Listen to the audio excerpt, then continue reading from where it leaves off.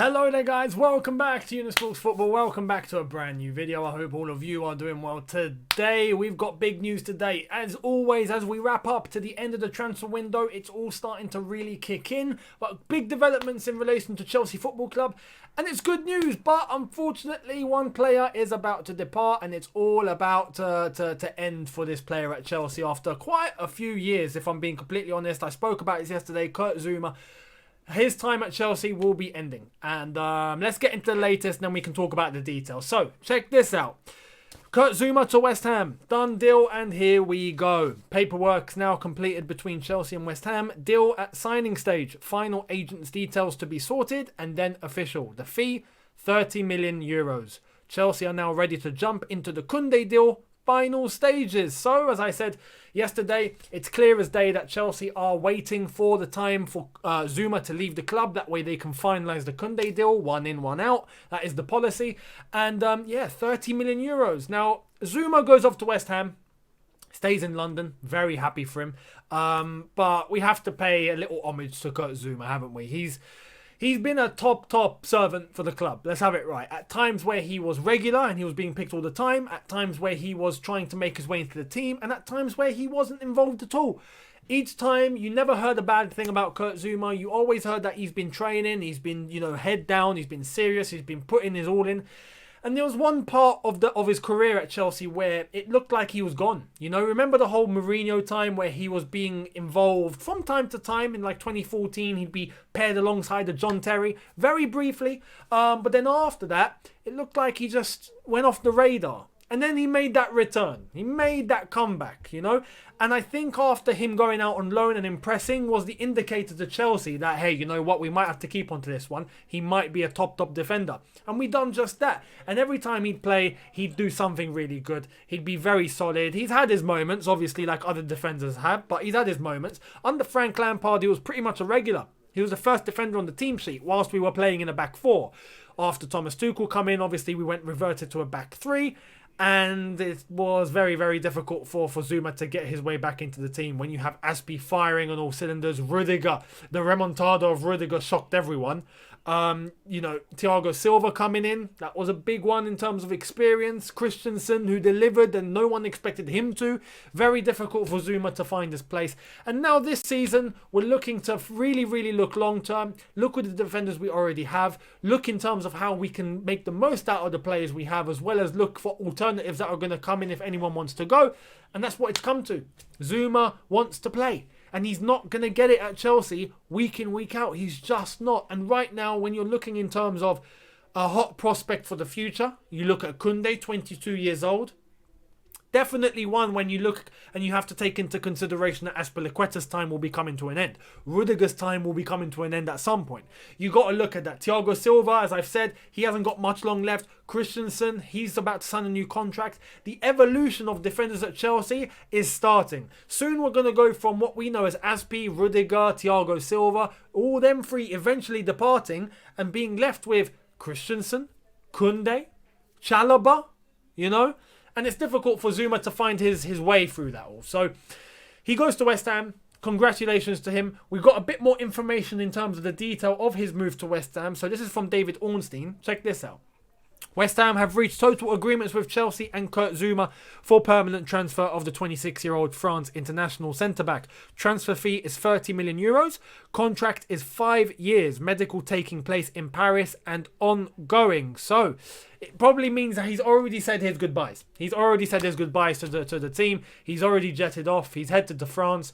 And we say thank you, Kurt Zouma, for all the years at Chelsea Football Club. We wish you all the best. We know you're still going to be in London, so you'll still be around. Good luck to you at West Ham. We know he's going to be playing week in, week out. So if there is one thing that all of you do want to do, possibly put Kurt Zouma in your fantasy teams. Maybe. Anyway, good luck to Kurt Zouma. I will forever remember that run that you made against Ajax in the Champions League whilst I was there in the stands watching and cheering and going, oh my God, he's about to score one of the greatest goals we've ever witnessed. And then he hits it into Rose. We'll forgive you for that.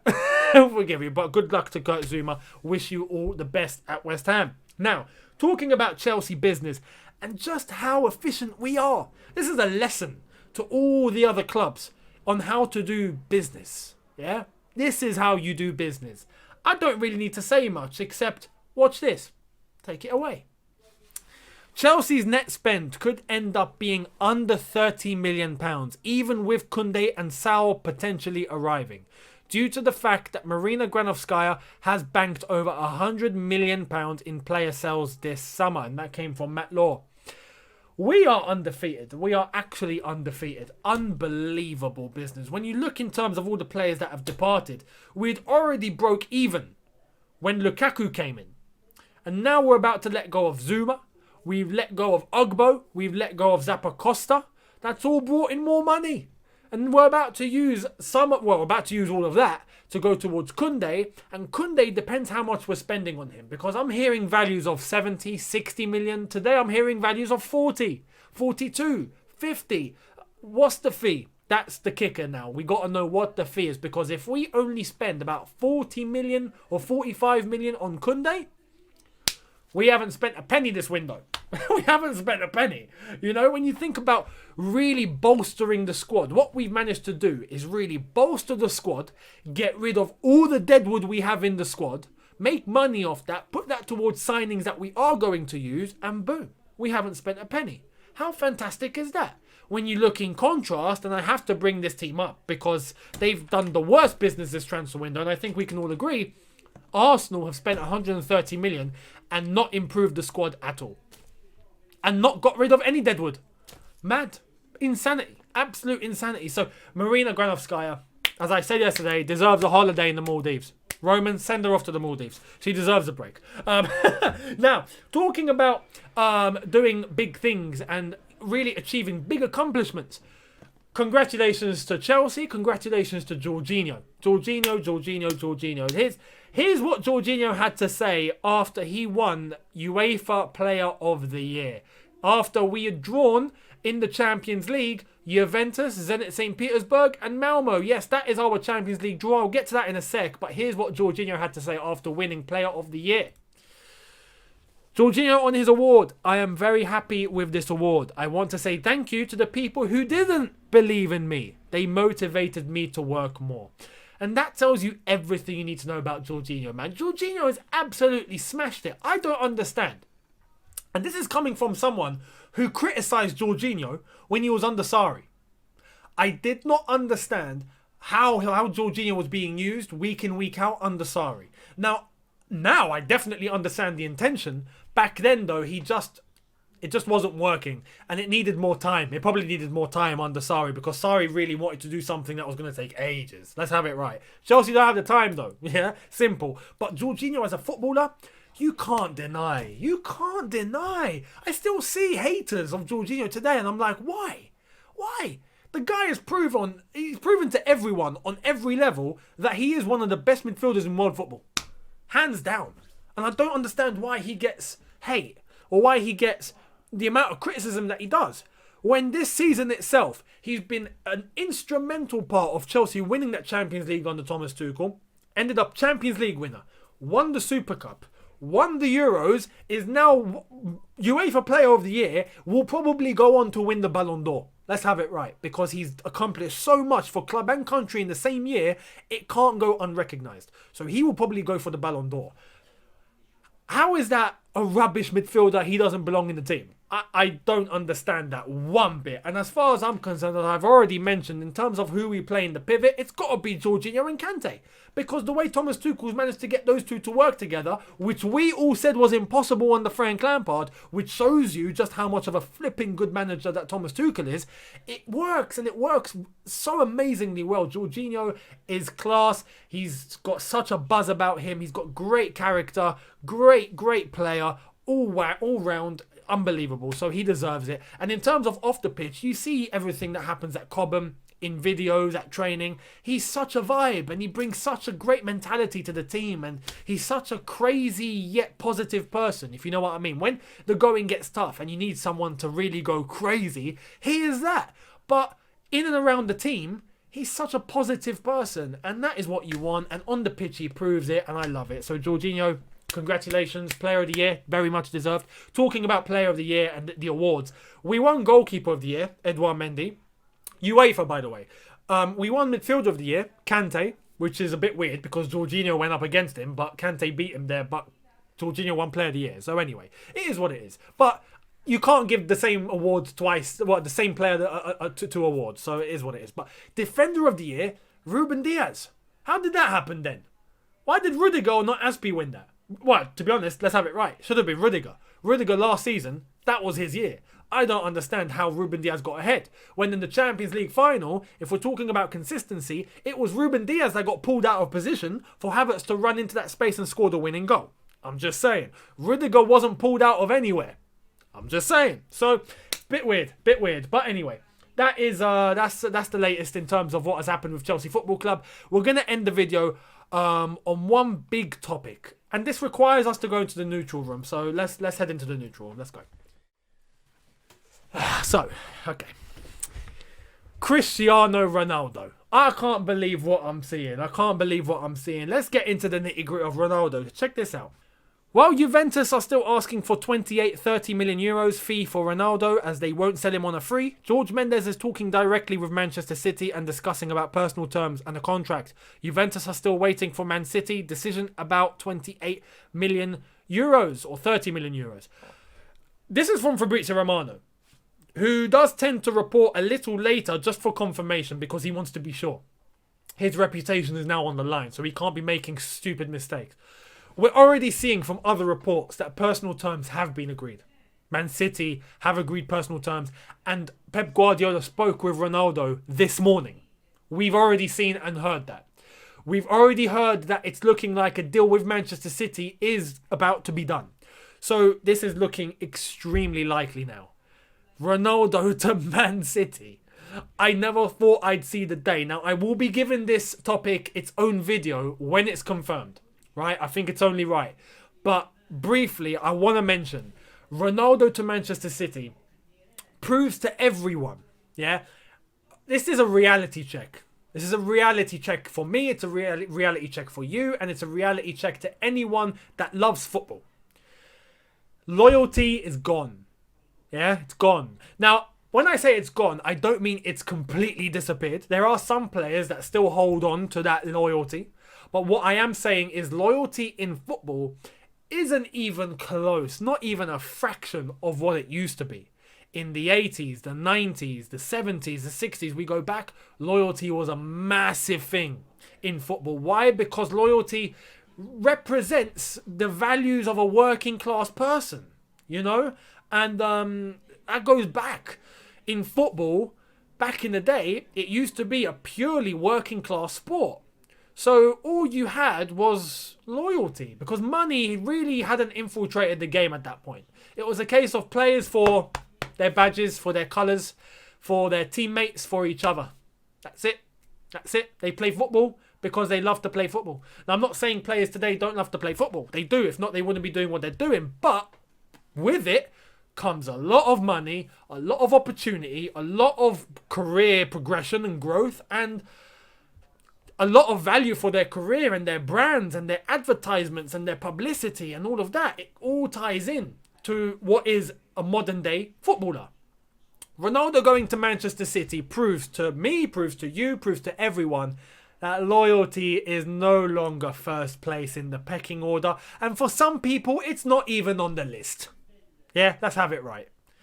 You have to understand, and United fans, as much as they are really going crazy about this and they're about to flip their flipping houses upside down over it, and I understand when you see a club legend go to your, not just rivals, Manchester City, Man United are like this. They can never get on.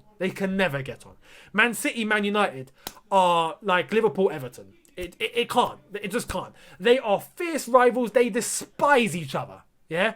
They despise each other. The fans, I'm talking, despise each other. Ronaldo, Man United legend, going to Manchester City just proves to everyone that footballers and managers alike, yeah, players and managers, will always look to their careers, to money, and to their families. First priority is that. First priority. Why? Because they don't see it the same as the normal, average, ordinary fan does. They see it as a profession. They see it as, oh, what's good for my career? That's how they see it now. And that is what everyone does now. And if you don't do it that way, you'll be left behind. You'll be left behind unless if you make such a huge impression at your club and you don't move anywhere. Like a JT, like a Totti, like a Gerrard. But with that, sometimes comes consequences. Gerrard, an example. Gerrard had an opportunity to move. Gerrard had a chance to come to Chelsea when Mourinho was there. He could have been a Premier League winner. Now, had he made that move, yes, he would have won the title. He'd have a Premier League title to his name. He would be a Premier League champion. He didn't do it. He said at Liverpool, why? Loyalty. Fair play to Stevie G. But he's not a Premier League winner. For his career, that didn't do it justice. Now, it depends on what he's happy with, because everyone's different. For someone like Ronaldo, we know he's very career-driven, very, very driven in terms of his development and his stature and his regard in world football, his level. He wants to be the best. He always wants to be the best. And even at his age, he wants to remain as the best. That means going to the best. Simple. And if Chelsea are not coming in, because, right now, Man City are the only feasible option. Man United have not gone in for him. Man City have. So he goes off to Manchester City. And that's for his career growth. He could go to the MLS. He could go back to Real Madrid, where it's probably going to be easier. He doesn't do easy. He wants challenge. Right now, Man City, at his age, coming back to the Premier League and proving a point, as well as earning loads of money because it's Manchester City, that ticks all his boxes. So as a professional, he has to go to Man City. And that's what I'm saying. He hasn't thought about Man United and the fans. He's thought of my career. What's good for me as a professional. And that is what players do nowadays. That is what managers do nowadays. So my message to you to end this video is don't get too attached. Don't do it. You can love your club, but love your club. Whoever comes in and out, goes in and out. And it's normal and it's what happens. But your club will always remain. And that is what you need to put before anyone. Your club. Simple as that. Your club before anyone. That's where your loyalty lies, with your club. Whoever wants to be on the same wavelength, cool. Whoever doesn't, respect it, but tell them to get lost. Simple as that. Now, Ronaldo has decided to throw his legacy at Man United in the fire. But he's done it to keep winning. And for him, he'll probably go, I don't really care, because I done what I done at Man United, right? No one can change that. I've done what I've done at Real Madrid. No one can change that. I've gone to Manchester City and ended my career at the highest level. No one can change that. So for him, as a professional, as a football legend, his legacy remains intact. But for Man United, it's broken. And it's probably destroyed and burnt. So we'll wait and see what happens. But when it's confirmed and it's official, I will do a separate video on it all. But I just wanted to let you guys know, loyalty in football, out the window. Out the window. Out of that window. There we are. Out of the window. Thank you all so much for watching. Let me know your thoughts and comments in the comment section below. Hit the subscribe button if you are new. Hit that notification bell to be notified once I've uploaded. Smash the like button if you've enjoyed this. And I will see all of you tomorrow for the preview to Liverpool versus Chelsea. It's going to be very interesting. So I'll see all of you then. Have a good one. Look after yourself. See you tomorrow. Take care and peace.